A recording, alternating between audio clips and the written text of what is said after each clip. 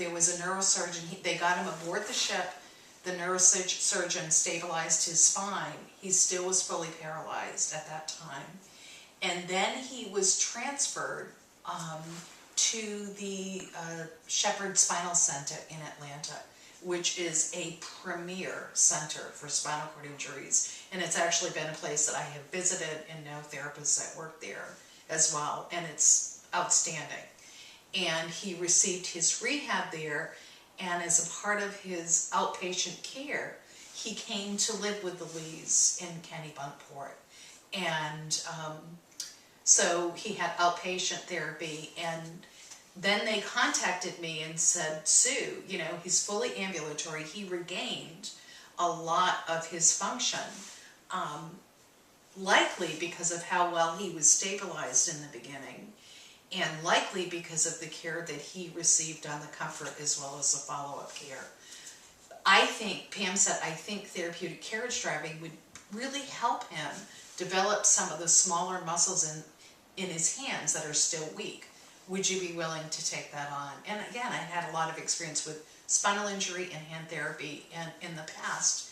And so I elected to do that, and he's now participating with a very traditional therapy program to strengthen up some of the small muscles in his hand, and using some of those skills in the carriage when he drives, because there's a certain way you have to hold the whip, there's a certain way that you have to utilize the reins, and how I have him doing those activities is in a way to stimulate those smaller muscles. I just set it up so those are the muscles that he has to use while he's carriage driving.